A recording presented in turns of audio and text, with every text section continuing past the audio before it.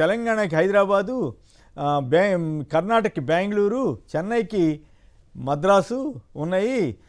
ఆంధ్రప్రదేశ్కి వచ్చేసరికి చంద్రబాబే బ్రాండ్ అని చెప్పినటువంటి లోకేష్ గారు మరి ఆ బ్రాండ్ విలువ ఇప్పుడు 99 పైసలు అన్నట్లుగా సోషల్ మీడియాలో ఇప్పుడు పెద్ద చర్చ, వ్యంగ్యాస్త్రాలు విసురుతున్నారు. 40-50 వేల కోట్ల రూపాయల లాభం వచ్చే కంపెనీకి 99 పైసలకి ఇవ్వటం ఏంటండి కృష్ణరాజు గారు? మీకు కూడా ఒక కంపెనీ పెట్టి మీరు కూడా ట్రై చేయకూడదు? ఇక్కడండి వీరు ఎవరికి ఇస్తున్నారంటే ఉన్నవారికి ఇస్తున్నారు తప్ప లేని వారికి ఇవ్వటం లేదండి. టీసీఎస్ అనేది మీకు మీద చెప్పినట్టు 48,554 కోట్ల రూపాయలు లాభం వచ్చింది. అయితే విశేషం ఏంటంటే వీరి వార్షిక మన కార్పొరేట్ సోషల్ రెస్పాన్సిబిలిటీ నిధులు ఎంతంటే 400 కోట్ల రూపాయలండి. అంటే ఈ సంస్థ సంవత్సరానికి దాదాపు 400 కోట్ల రూపాయలు ఈ సేవా కార్యక్రమాలకు వెచ్చిస్తుంది. ఇటువంటి పెద్ద సంస్థకు 99 పైసలకు ఎకరాన్ని ఎలాగా విక్రయిస్తారు? సరే వాళ్ళైతే విక్రయించారు, తీసుకునే వాళ్ళకైనా ఎలా ఉండాలండి? దాన్ని మాకు అట్లా వద్దండి, అవుట్లెట్ గా మాకు మార్కెట్ రేట్కి ఇవ్వండి, లేకపోతే ఇంకో దాని ప్రకారం ఇవ్వని చెప్పి వాళ్ళని అడగవచ్చు. వారు అడగలేదు. వీరేమో ఈ పెద్ద పెద్ద కంపెనీల సేవలో తరించాలనే అత్యుత్సాహంతో వారికి ఇబ్బడిగా రాయితీలు కల్పిస్తున్నారు సార్. మీకు విజయవాడకి సంబంధించి గన్నవరంలో కూడా గతంలో 2014-19 ప్రాంతంలో చంద్రబాబు నాయుడు గారు హెచ్సిఎల్ సంస్థకి దాదాపు 850 కోట్ల రూపాయల రాయితీలు ఇచ్చారండి. ఆ సంస్థ ఒక్క పైసా కూడా పెట్టుబడి పెట్టలేదు. ఇప్పుడు ఆ సంస్థకు సంబంధించి అప్పట్లో ఏం చెప్పారంటే, ఆ సంస్థ వస్తే ప్రతి సంవత్సరం వేలాది మందికి ట్రైనింగ్ వస్తుంది, ట్రైనింగ్ ఇస్తారు, వృత్తి నైపుణ్యం ఇస్తుంది ఈ సంస్థ, ఉపాధి వస్తుంది చెప్పారు. కానీ ఇప్పుడు ఆ సంస్థ ఎక్కడుందో కూడా ఎవరికి తెలియట్లేదు. అంటే చంద్రబాబు నాయుడు గారు ఈ కార్పొరేట్ సంస్థలకు ఆయన మంచి పాయింట్ చెప్పారండి. అయితే ఇక్కడ ఒక చిన్న పాయింట్ ఏంటంటే, ప్రభుత్వం ఒక విధాన నిర్ణయం తీసుకోవాలట. ఫస్ట్ మా విధానం ఇదని తయారు చేయాలట. లోకేష్ గారు ఏమంటున్నారంటే, నేనే డీల్ చేశాను, కంపెనీకి అప్పుడు మాట్లాడతాం, విధానం అక్కర్లేదు, 90లో కూడా ఇట్లా చేసామని చెప్తున్నారు. మరి ఎప్పుడు అట్లా చేస్తారు? అదొకటి. బ్రాండ్, మరి చంద్రబాబు గారికి అంత బ్రాండ్ వాల్యూ ఉంటే 99 పైసలకి అమ్ముకోవాల్సిన అవసరం ఎందుకు వచ్చింది అనేది కూడా కొందరు ప్రశ్న. అది వాస్తవేనండి. ఇప్పుడు చంద్రబాబు నాయుడు గారు బ్రాండ్కు సంబంధించి లోకేష్ గారు గొప్పగా చెప్పుకున్నారు, ఆయనే పెద్ద బ్రాండ్ అని చెప్పి. కానీ ఆయన బ్రాండ్కు సంబంధించి దేశంలో అనేక మందికి అనేక అనుమానాలు ఉన్నాయి. ఆయన రాజకీయ విధానాలు, ఆయన బ్యాక్ స్టాబింగ్ పాలిటిక్స్, తర్వాత యూటర్న్ పాలిటిక్స్, ఇవన్నీ కూడా ఆయన ఇటువంటి అరాచకమైన రాజకీయాలకు ఆయన ఒక బ్రాండ్ అంబాసిడర్గా ఉన్నారన్న విమర్శలు కూడా ఆయన మీద ఉన్నాయండి. అయితే ఇక్కడ చంద్రబాబు నాయుడు గారు వచ్చినప్పటికీ మనం ఇంతకంటే కార్పొరేట్ల సేవలో ఆయన తరిస్తున్నారు అని చెప్పడానికి కొన్ని వందల ఉదాహరణలు ఉన్నాయండి. మీకు ఉదాహరణకు మీకు విజయవాడలో గతంలో ల్యాంకో కొండపల్లి పవర్ ప్లాంట్ కదా, అప్పుడు లగడపాటి రాజగోపాల్ ఆధ్వర్యంలో దాన్ని నిర్మించారండి. దానికి ఉత్పత్తి చేయకపోయినప్పటికీ కూడా మినిమం గ్యారంటీగా డబ్బులు ఇచ్చాడు ఆయన. మరి అది కూడా ఏంటి, నెలకి 100 కోట్లు 150 కోట్ల రూపాయలు అప్పట్లోనే. తర్వాత మేము సింగపూర్కి మేము ఫ్లైట్ వేస్తున్నాం అని చెప్పి ఆ సింగపూర్ ఫ్లైట్ వేసి ఆ ప్రయాణికులు రాకపోతే ఆ రాని ప్రయాణికులకు కూడా ప్రభుత్వం డబ్బులు చెల్లించింది అక్కడ.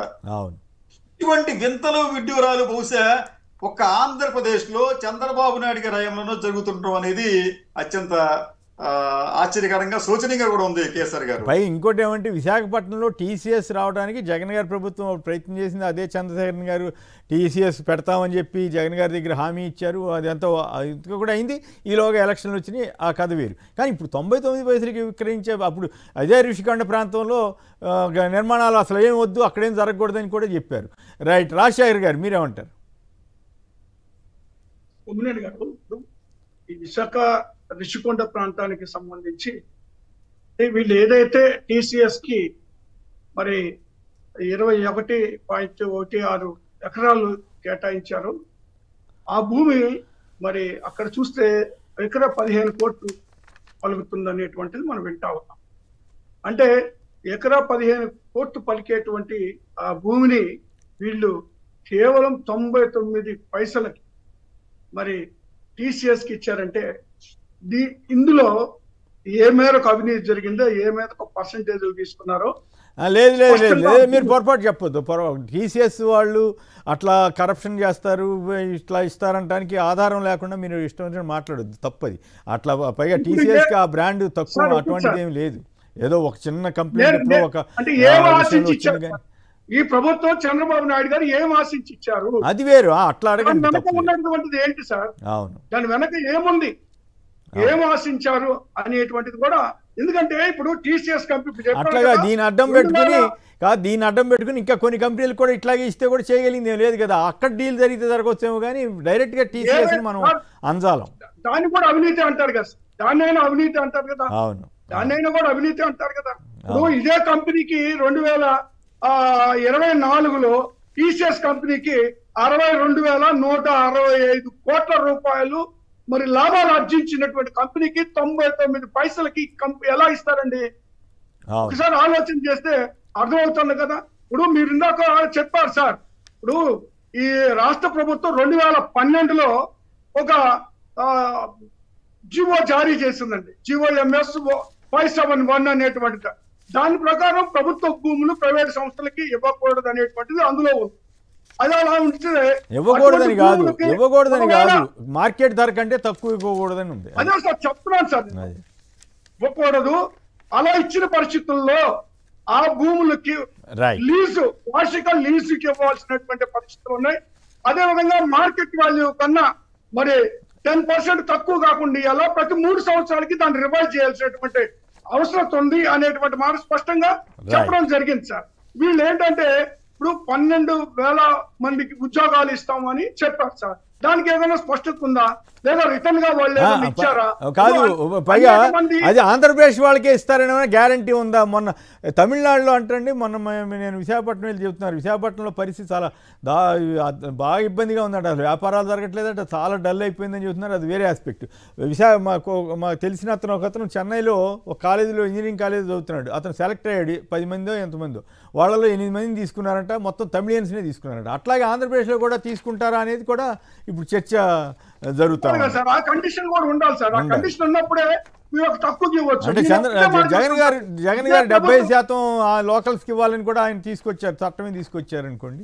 రైట్, ఇదే ప్రభుత్వం కానీ గతంలో కానీ మరి ఒక ఏపీఐఏసీ ద్వారా ఈవెన్ ఒక దళితులకి 1 ఎకరా భూమి 19 లక్షలకు అమ్ముతా ఉంది. అవును, ఇది ఇంపార్టెంట్ సమాచారం. కరెక్ట్, 19 లక్షల ఎకరాకి కనీసం ఇచ్చారు, అమ్ముతా ఉన్నారు. మరి అదే కనీసం ఒక దానికి ప్లాన్ అప్రూవల్ చేసుకోవడానికి 1,20,000 రూపాయలు దాదాపు ఖర్చు పెట్టాల్సిన పరిస్థితులు ఉన్నాయి. రైట్, ఇక ఎక్కడ చెప్పండి ప్రభుత్వం ఎవరికి దోచి పెడుతున్నట్టు? లేదా పేదవాళ్ళ కోసం ఉందా, దళితుల కోసం, లేదా బడుగు బలహీన వర్గాల కోసం వాళ్ళు ఏదైనా ఆర్థికంగా బలపరచాలని ఉందా, లేదా గొప్ప వాళ్ళు మరింత గొప్ప వాళ్ళు చేయాలని ఉందా? పేదలకు సంపద కాకుండా పెద్దవాళ్ళకి సంపద సృష్టిస్తున్నారనే పాయింట్. ఇప్పుడు లులు వాళ్ళకి 13 ఎకరాలు ఇచ్చేశారు, మరి వాళ్ళకి ఎంతకి ఇచ్చారు గుర్తులేదు కానీ. రైట్, ఇప్పుడు టీసీఎస్కి ఇచ్చారు. ఇది ఎట్లాంటి పరిణామం తీసుకుంటుంది? టీసీఎస్ వాళ్ళైనా బాబు మాకు వద్దని చెప్తారా కృష్ణరాజు గారు అన్నట్లుగా ఏంటనేది చూద్దాం.